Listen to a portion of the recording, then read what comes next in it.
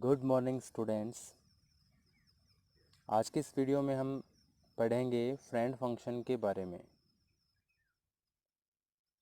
देखिए, क्लास के अंदर मेंबर फंक्शन के बारे में आप देख चुके हैं, स्टैटिक मेंबर फंक्शन के बारे में पढ़ चुके हैं, और अब देखते हैं फ्रेंड फंक्शन के बारे में। तो फ्रेंड फंक्शन है क्या, वो देखते हैं पहले।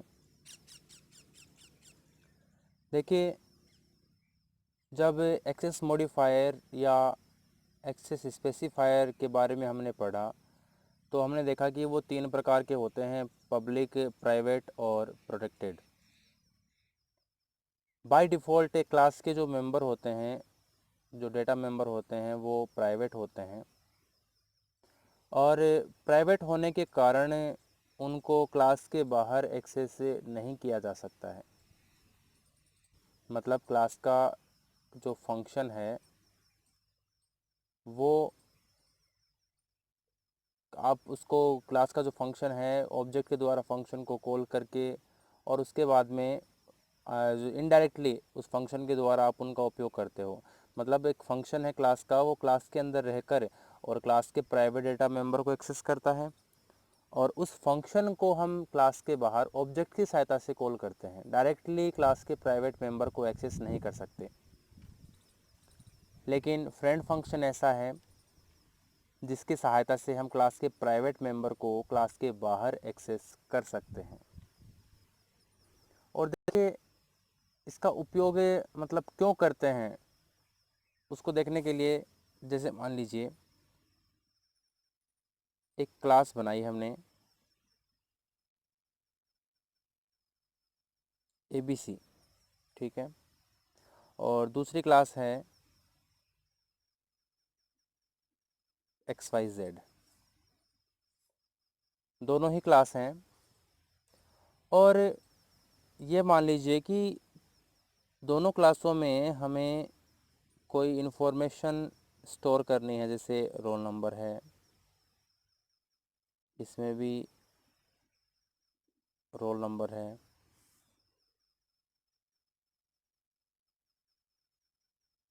नेम हो सकता है इसमें।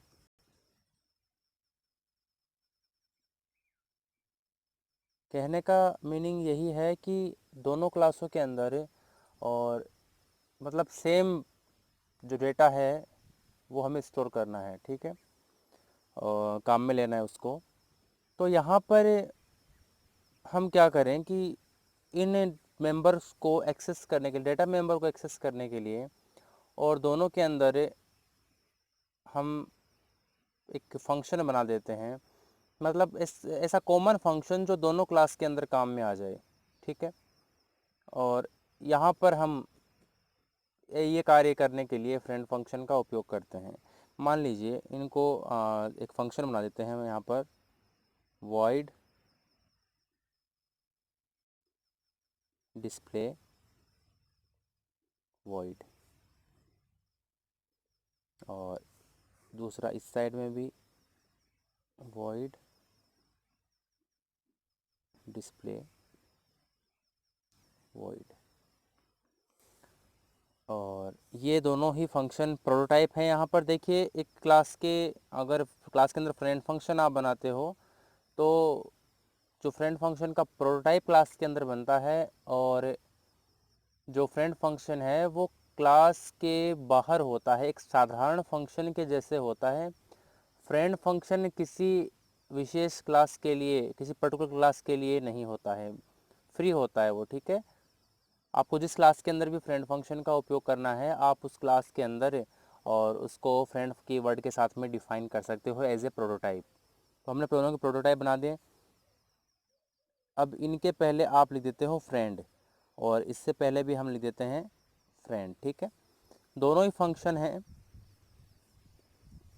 दोनों ही फंक्शन हैं, डिस्प्ले फंक्शन है, दोनों से पहले ही फ्रेंड कीवर्ड लगा है। ये दोनों ही सेम है दोनों के अंदर। मतलब जो दो क्लास होती है कोई भी, उनके अंदर मान लीजिए समान कार्य करने के लिए हमें सेम फंक्शन ही काम में ले रहे हैं, तो हम क्या करते हैं, दोनों क्लासों के उस फंक्शन को हम फ्रेंड फंक्शन बना लेते हैं, ठीक है। कॉमन हो जाता है दोनों क्लासों के लिए वो। अब यहाँ पर प्रोटोटाइप बन गया। अब ये जो फंक्शन है ये इंडिपेंडेंटली मतलब किसी क्लास विशेष के लिए नहीं होगा। जैसे साधारण फंक्शन होता है वैसे ही हम इस फंक्शन को क्लास के बाहर डिफाइन कर सकते हैं यहाँ पर। ठीक है, इस फंक्शन का जो भी कार्य होगा वो यहाँ पर हो जाएगा। ठीक है, अब फ्रेंड फंक्शन के बारे में देख लिया कि फ्रेंड फंक्शन है किसी क्लास के प्राइवेट मेंबर को क्लास के बाहर एक्सेस करने के लिए बनाया जाता है। यदि दो क्लास हैं उनके अंदर कोई कॉमन फंक्शन है तो उसको हम फ्रेंड फंक्शन बना लेते हैं। ठीक है, अब देखिए कुछ नियम हैं, कुछ रेस्ट्रिक्शंस हैं फ्रेंड फंक्शन के लिए, वो देखते हैं कौन कौन सी है। पहला हम देखते हैं कि क्लास के जो फ्रेंड फंक्शन बनाते हैं क्लास के अंदर कोई भी, उसको क्लास के बाहर जब डिफ़ाइन कर, जैसे हमने यहाँ पे डिफ़ाइन किया, तो हम पहले प्रोग्राम में देख चुके हैं कि स्कोप रिजोल्यूशन ऑपरेटर के द्वारा यहाँ पर क्लास का नाम लिखकर और स्कोप रिजोल्यूशन ऑपरेटर का उपयोग करके हम काम में लेते हैं। फ्रेंड फंक्शन में स्कोप रिजोल्यूशन ऑपरेटर जो होता है उसका उपयोग नहीं होता है। ठीक है, और स्कोप रिजोल्यूशन ऑपरेटर का उपयोग नहीं होता है। साथ में जो क्लास के ऑब्जेक्ट होते हैं, ठीक है, ऑब्जेक्ट की सहायता से कॉल नहीं होते हैं। ऑब्जेक्ट की सहायता से कॉल नहीं कर सकते हैं। नॉर्मल सा फंक्शन कोई भी है उसके जैसे डायरेक्ट करते हैं इसको। जैसे यहाँ पर ये डेटा फंक्शन है, तो अगर आपको कॉल करना हो तो आपको कुछ नहीं लिखना, सीधा लिखना है आपको डिस्प्ले, डिस्प्ले इस तरह से। ठीक है, डिस्प्ले आपको डायरेक्ट लिखना है ऐसे और फंक्शन कॉल हो जाएगा। बिना किसी ऑब्जेक्ट की सहायता से आप फ्रेंड फंक्शन को कॉल कर सकते हो। अब यहाँ पर मान लीजिए कि तीसरा आएगा इसका कि मान लीजिए यही फंक्शन है और इस फंक्शन के आर्ग्यूमेंट आपको चाहिए। ठीक है, तो यहाँ पर जो फ्रेंड फंक्शन के आर्ग्यूमेंट होते हैं ना वो ऑब्जेक्ट होते हैं। ठीक है, जैसे बाकी जो मेंबर फंक्शन होते हैं उनके आर्ग्यूमेंट वेरिएबल्स होते हैं, फ्रेंड फंक्शन के आर्ग्यूमेंट या पैरामीटर हमेशा ऑब्जेक्ट होते हैं। और ऑब्जेक्ट क्यों होते हैं? जिस क्लास के लिए हम इसको काम में लेंगे उस क्लास का ऑब्जेक्ट है वो काम में आ जाएगा इसके अंदर। जैसे हमने दो क्लास बनाई थी ABC और XYZ। अब यहाँ पर हम चाहते हैं कि डिस्प्ले फंक्शन दोनों के लिए कार्य करे ये, तो हम क्या करेंगे, हम यहाँ पर जो क्लास ABC है उसका मान लीजिए A बना दिया और क्लास XYZ है इसका X बना दिया। तो ये दोनों क्या हैं, ये दोनों ऑब्जेक्ट हैं A और X। A ABC क्लास का है, X XYZ क्लास का है। तो इस तरह से एक फ्रेंड फंक्शन के आर्गुमेंट हमेशा ऑब्जेक्ट होते हैं। ठीक है,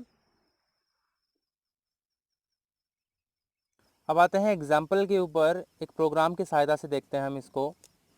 देखिए यहाँ पर क्लास का नाम है टेस्ट और क्लास के दो वेरिएबल्स बनाए हमने X और Y। ठीक है, दो डेटा मेंबर हैं और देखिए कुछ लिखा नहीं है यहाँ पर, पब्लिक प्राइवेट कुछ भी नहीं है, इसका मतलब बाय डिफ़ॉल्ट ये प्राइवेट है। X और Y टेस्ट क्लास के प्राइवेट डेटा मेंबर है। ठीक है, और पब्लिक अनुभाग में हमने यहाँ पर गेट डेटा नाम का एक फंक्शन बनाया है जो कि दो आर्ग्यूमेंट लेता है, कॉल करने पर दो आर्ग्यूमेंट लेता है और दोनों आर्ग्यूमेंट की जो वैल्यू होती है, जैसे पहली वैल्यू लेगा वो X में रखेगा, दूसरी वैल्यू लेगा वो Y में रखेगा, इनपुट के काम आता है। ठीक है, इसके बाद में हमने फ्रेंड कीवर्ड का उपयोग करके यहाँ पर सम नाम का एक फ्रेंड फंक्शन बना दिया और इसका आर्ग्यूमेंट है T। देखिए T क्या है, टेस्ट क्लास है, T इसका ऑब्जेक्ट है। तो यहाँ पर हमने सम नाम के फ्रेंड फंक्शन का प्रोटोटाइप बना दिया जिसका एक आर्ग्यूमेंट T है जो क्लास टेस्ट का ऑब्जेक्ट है। ठीक है, यहाँ पर क्लास समाप्त होती है। क्लास के बाद में यहाँ पर इस फंक्शन को डिफ़ाइन किया गया है जैसे हमने यहाँ पर किया था, इस साइड में इस डिस्प्ले को बताया था, बिल्कुल वैसे ही साधारण फंक्शन के जैसे इसको डिफ़ाइन किया गया है। इंट सम टेस्ट T, और फंक्शन जब कॉल होता है तो रिटर्न करता है T dot X plus T dot Y. देखिए एक्स और वाई कैसे हैं, एक्स और वाई क्लास के प्राइवेट मेंबर हैं, तो फ्रेंड फंक्शन, याद रखना इस चीज़ को, फ्रेंड फंक्शन किसी क्लास के, ये जो फ्रेंड फंक्शन है किसी क्लास के प्राइवेट मेंबर्स को, प्राइवेट डेटा मेंबर को उसी क्लास के ऑब्जेक्ट की सहायता से एक्सेस करता है।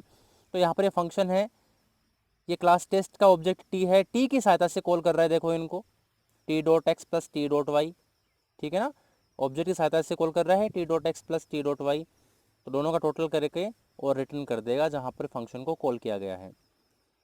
मेन फंक्शन में आते हैं तो लिखा है टेस्ट क्यू, क्यू नाम का ऑब्जेक्ट बनाया हमने यहाँ पर, Q dot gate data, Q object के द्वारा गेट डेटा फंक्शन को कॉल करते हैं। फंक्शन कॉल होता है यहाँ से, आर्ग्यूमेंट हैं इसके दो, यहाँ पर वे आर्ग्यूमेंट के रूप में दो वैल्यू भेजी गई यहाँ पर 10 और 20, 10 आया ए के अंदर, 20 आया बी में, एक्स बराबर ए, एक्स की वैल्यू हो गई 10, वाई बराबर वी, वाई की वैल्यू हो गई 20, ठीक है।